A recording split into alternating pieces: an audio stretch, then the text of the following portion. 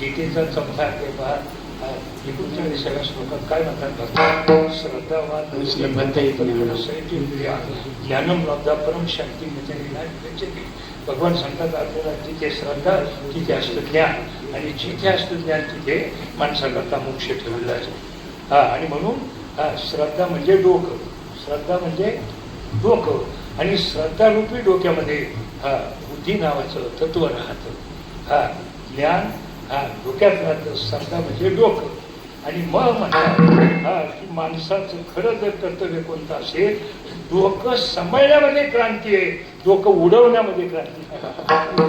डोकं सांभाळण्यामध्ये क्रांती आहे. माणसाने आपलं डोकं सांभाळलं पाहिजे. आणि मग ज्ञान पुढं राहतं, श्रद्धा रूपी डोक्यामध्ये राहतं. आणि म्हणून ज्ञान सांभाळायचं. ज्ञानाचा जर कधी अपमान झाला, ज्ञान जर कधी जर पांगळं झालं, ज्ञान जर कधी संपलं, तर माणूस संपला. लक्षात ठेवा, ज्ञान आहे म्हणून माणूस आहे. आणि म्हणून काय सांभाळायचं आहे म्हणजे काय जायला सांभाळू नका, माणसाने आपली बुद्धी सांभाळली पाहिजे, अतिशय महत्वाचा भाग. आणि म्हणून ज्ञान. दुसरा नंबर आहे की आपल्या कुळाचा उद्धार झाला पाहिजे. शरण गेली आणि काय होते फळ, तुका म्हणे कुळ उधळले भाटवायचे. त्रिविध तो ताप, काय त्रिविध तापाची त्रिविध तापाची त्रिविध ताप हटवायचे. षडविकार घालवायचे, काम क्रोध मत मत्सर अहंकार हे घालवायचे. हे घालवले जर नाही आता भगवंताकडे जाता येणार नाही, शरण नाही. मग काम क्रोध पडिले पर्वत राहील अनंत पलीकडे, नुरंग बेमत दिशे नाच वाटत दुसरा घाट वैरियांचा. मायेतून तळायचे, जो मत होय अनन्य शरण त्याचे जन्म मृत्यू ही परंपरा संपवायची, मायेतून तळायची. भगवान सांगतात दैवी यशा गुणमयी मम माया मामे वय प्रपगंते माया तांतरंती. बस येथे एकच लिला तर एकच लिला तर सर्व भागे.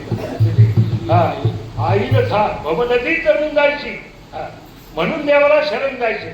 चालता वाट पुढे भय वाटते चित्ती बहुत जन गेले नाही आले नदी काय झाले कान थयाचे बैसलो संधी भागी तुझ धरून या चित्ती. बस चिंता हटवायची. चिंता करिता आलेली नारायण भगवंताच्या चिंतनाने चिंता संपली जाते आणि कलीचा कलंक धुवून काढायचा. भगवान व्यासांनी सांगितलंय, हरे नाम हरे नाम हरे नाम केवलम कलम नास्तेव नास्तेव नास्तेव गतिरन्यथा. कलियुगामध्ये भगवंताचं नामस्मरण केल्यानंतर काय जातात असं प्रभावी साधन भगवंताचं नाम आहे. म्हणून देवाला काय शरण जायचं, ते जीवन स्वच्छ व्हावं, पवित्र व्हावं, आणि पवित्र बनवण्याकरता जेव्हा जन्माला आल्याचं सार्थक होण्याकरता महाराजांचा आग्रह आहे. आणि म्हणून देवाला शरण जायचे. शरण जावे सर्व भावे देवाशी झोपार रखुमाई जय जय विठोबार रखुमाई हरे विठोबार रखुमाई हरे विठोबार रखुमाई हरे विठोबार रखुमाई जय जय विठोबार रखुमाई जय जय विठोबार रखुमाई जय जय विठोबार रखुमाई जय जय विठोबार रखुमाई जय जय विठोबार रखुमाई जय जय विठोबार रखुमाई जय जय विठोबार रखुमाई जय जय विठोबार रखुमाई जय जय विठोबार रखुमाई जय जय विठोबार रखुमाई जय जय विठोबार.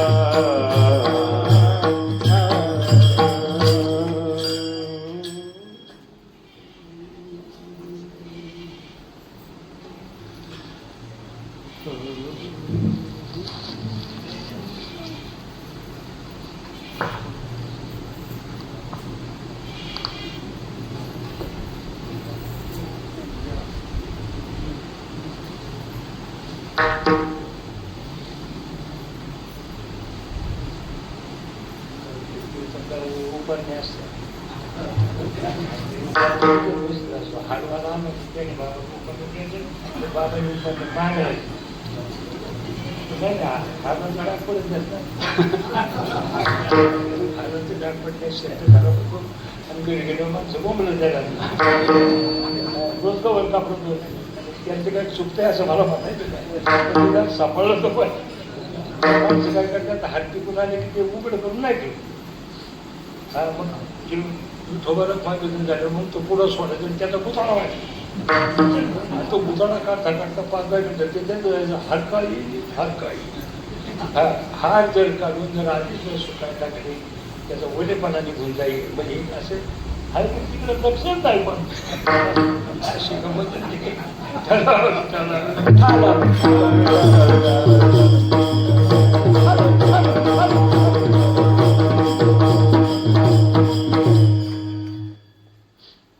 वेळ संपत आलेली आहे. आता एका चरणाचा भावार्थ झालाय. आता खाली बऱ्याच बकऱ्या रानात चरायला गेल्या.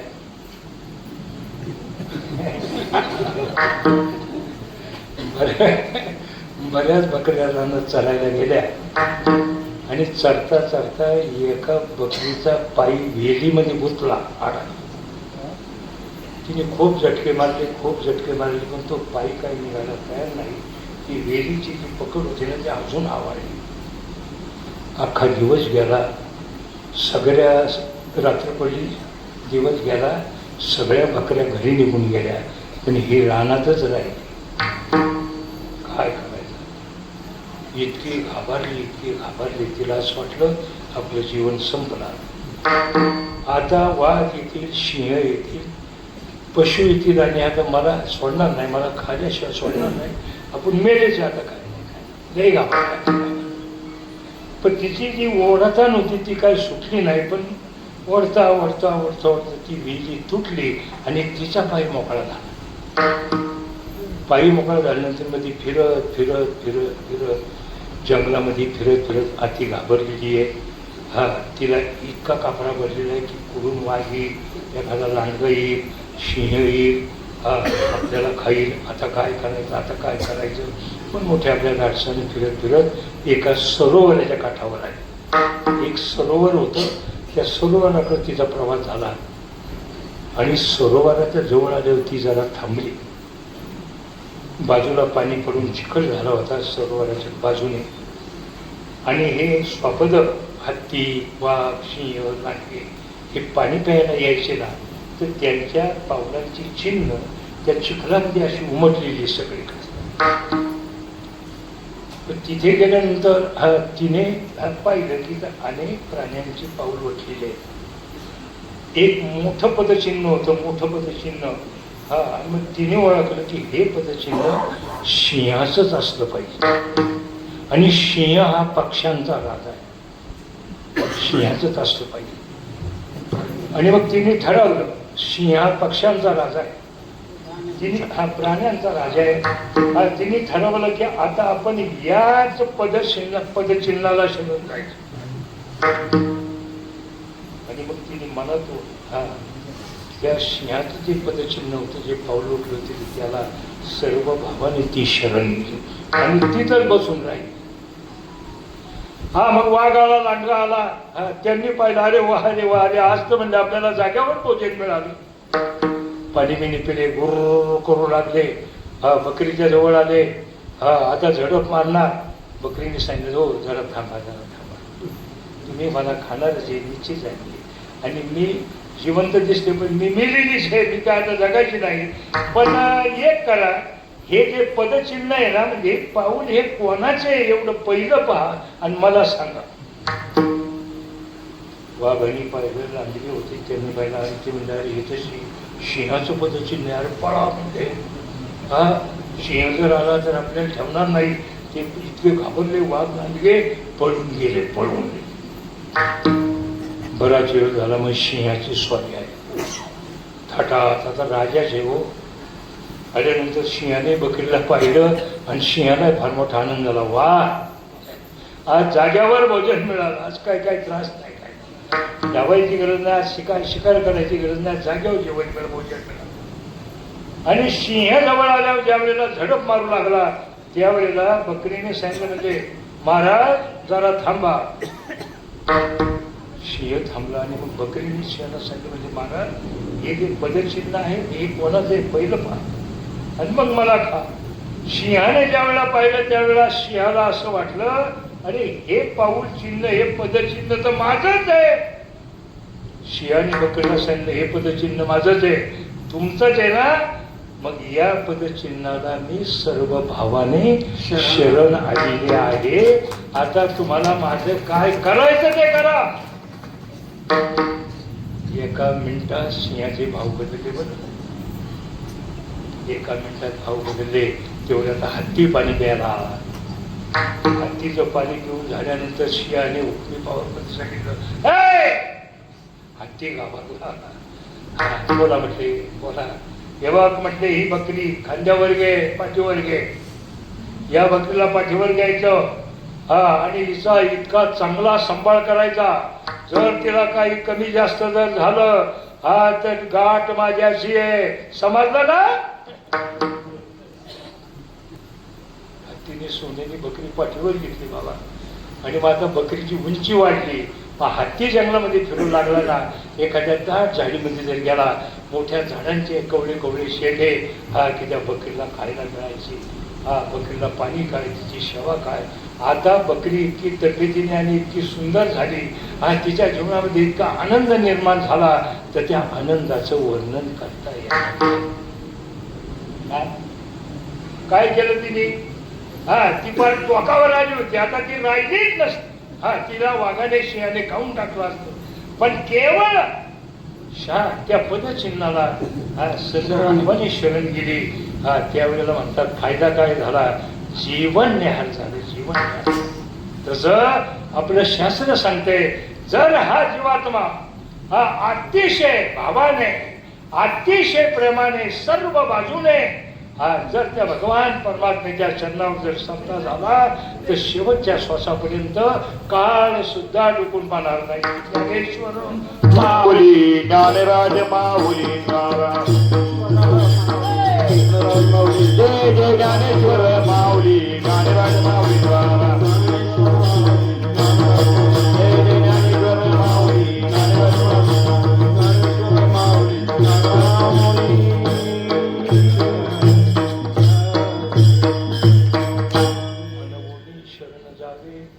सर्व भावे देवाशी तो हा उतरील पार भवदुस्तर नदीचा. सर्व भावाने शरण गेल्यानंतर भगवान परमात्म्याच्या कृपेने हा जीव भवनदी तरुण जाईल. बघू आहे ऋणावंत अनंत हे नाम इतका करुणावंत भगवान परमात्मा आहे. तुका म्हणे साक्षी आले तरी प्रगट. तुकाराम महाराज साक्षी रूपाने सांगतात, नुसतं बोलत नाही. तुकाराम महाराज म्हणतात तुझे नको ना शरण जाऊ नारायणा ऐसा नदी कोणी तुझा त्रिभुवनी. म्हणले कशावरून बोलता. मग महाराज म्हणतात पाहिली पुराणे दांडोळी दर्शने. अनेक पुराण पाहिली अनेक दर्शनांचा दांडोळा घेतला पण सिद्धांत एकच निघाला की भगवंताला शरण जाणं बाकी काहीच नाही. हाक मारली की पळत येतो इतका आयुष्य कृपावंत कोण माझ्या विठाईवर. द्रौपदी ज्या वेळेला संकटात पडली बाबा, खालचा ज्या वेळेला आधार संपला, आता निर्वाणीचा एक पांडुरंग. आणि तुमच्या आमची तीच गंमत आहे. आमच्यात पावर आहे तोपर्यंत आम्हाला काय देव सुचत नाही, पण जीव एकांगी पडला ना आता कोणीच विचारित नाही ना, आणि मग तू त्याला हाका मार. त्याला माहिती आहे आता गोपाळराव कामात येणार नाही. अजूनपर्यंत चांगला मजबूर तोपर्यंत गोपाळरावला हाका मारित होता. आता त्याला माहिती तर गोपाळरावाचं काम नाही, आता देवाचंच काम आहे. आणि मग आता ही अवस्था प्रत्येकाला म्हातारपण येणारच आहे. एकदा म्हातारपण आलं की आपल्याकडे डुकून कुणी पाहणार नाही. हा सिद्धांत आपल्यालाही माहिती आहे. म्हणून माणसाने जीवनाचा प्रवास करत असताना शेवटच्या टोकाला दृष्टी टाकली पाहिजे. बालपण आमचं निघून जाईल, म्हातार तारुण्य निघून जाईल, म्हातारपण निघून जाईल, पण एकदा वृद्धावस्था प्राप्त झाल्यानंतर अरे आम्ही जगाचं पाहतो, कुणीच नाही कोणाचं, कुणी नाही कोणाचं. हा निर्वाणीचा एक पांडुरंग. आणि मग आता त्याच्याच कृपेची गरज आहे ना. मग तुकाराम महाराज म्हणजे येण्या जीवावर हो, अरे प्रामाणिकपणानं आपल्या ताकद आहे तोपर्यंत कीर्तनला जा, तीर्थयात्रेला जा, भजन करा, पारायण करा, वाल्या करा, एकमेकावर प्रेम करा, प्राणीमात्रावर दया करा. ही सूत्र आपल्या भाड्या करताय. खूप जीवनामध्ये जर आम्ही चांगलं वागलो तर निश्चित भगवंताची कृपा होईल आणि आमच्या जीवनाचा शेवट घोर झाल्याशिवाय राहणार. काय सांगायचं दुसरं कीर्तनामध्ये. आज या कार्यक्रमाचे मला असं वाटतं 7वा-8वा कार्यक्रम असेल का? 11वा एकादशी आहे ना. हा एकादशी. आज 11वा कार्यक्रम. 11 दिवस झाले. खूप सुंदर आपली उपस्थिती आहे. अजिबात शेवटच्या कार्यापर्यंत खाडा करू नका. लवकर आपली काम उरकून कीर्तनाच्या वेळेत हजर व्हा. हे दिवस गेले ना परत नाही, परत नाही. हा आणि आता जर इकडे कानाडोळा केला तर मग संकटांना तोटा. हा मग काय मागच्या टाळ्यात खाली नाही तर फाशी, नाही तर औषध घेऊन हा मग दुसरा काही पर्याय नाही. म्हणून जीवनाचा प्रवास सुजलाम सुफलाम व्हावा असं. हा असं जर वाटत असेल तर मला मी आता भारत म्हणता शरण जायचं, पण मी सांगतो शरण नाही गेलं तर चालन, फक्त जगामध्ये देव आहे एवढं माना. आपण देवच काय म्हणणार माणसात कलियुगात जन्माला येऊ लागली. आता घडाला म्हणलं की अहो कीर्तन काय त्या कीर्तनाला कीर्तनाला भाषा. अरे नाही गेले बाबा, मध्ये गेले.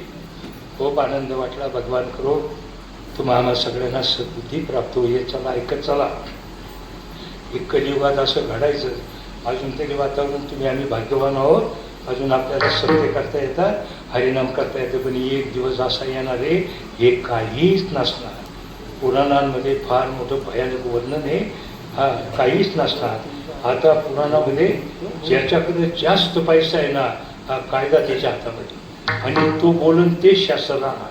पुराणामध्ये वर्णन आहे. नको ते साहित्य तयार केलं जाईल, ते त्यात छापलं जाईल आणि जातीने त्याचा घरोघरी प्रचार केला जाईल. लय अवघड गोष्ट आहे पुढची पुराणांमध्ये. या कलियुगाचा ज्या वेळेला शेवट येईल त्यावेळेला माणसाचं आयुष्य फक्त 16 वर्षाचा असणार. 16 वर्षाचं. हा आणि तो 8 वर्षाचा. हा म्हणजे पुरुष तारुण्यामध्ये येणार 8 वर्षाचा. 5 वर्षाची स्त्री गरोदर राहणार. हा कारण पाऊस पडायचा नाही, अन्नधान्य पिकायचं नाही, मग काय खायचं. पाऊस जरी पडला ना तो इतका पडणार तर आलेली पिकं घालावणार. आता काय होईल. आता अजून पडत नाही म्हणून बाजऱ्या काढल्या काय काही लोकांनी. नाही तर बाजरीचे पिकं संपलं अन्नधान्य संपलं. कोणचंच धड नाही. इथून पुढं कधीही चांगले दिवस पाहायला मिळणार नाही. अतिशय वाईट दिवस आहे कलियुगाला. हा सत्य झाकायचंय आणि असत्यावर विजय मिळवायचा आहे. चांगल्या माणसांचीच निंदा उघडं जे फार अवघड आहे. आणि म्हणून भगवंतांनी आपल्याला बुद्धी दिली. खूप चांगलं वागा. हा देव धर्म करा, देवाला चिकटून राहा, चांगले व्याकरण वाळा सांभाळा, आपले व्यवहार चांगले ठेवा, एकमेकावर प्रेम करा, भगवंताचं भजन करा, भक्ती करा. आज या कार्यक्रमाच्या पण आपण बहुत संख्येने या ठिकाणी उपस्थित आलो. आज बाबा आहेत, हा माऊली आहेत, आपली सगळी मंडळी आहेत. हा आपण सर्वांचे नागरिक स्वागत करतो. खूप चांगलं वागा. हा एक शेवटचा संदेश देतो. आणि झालेली माझ्या शिवाजी सेवा देवाच्या समर्पण करून या ठिकाणी कीर्तन क्षेत्राला विराम. विठ्ठल जय जय.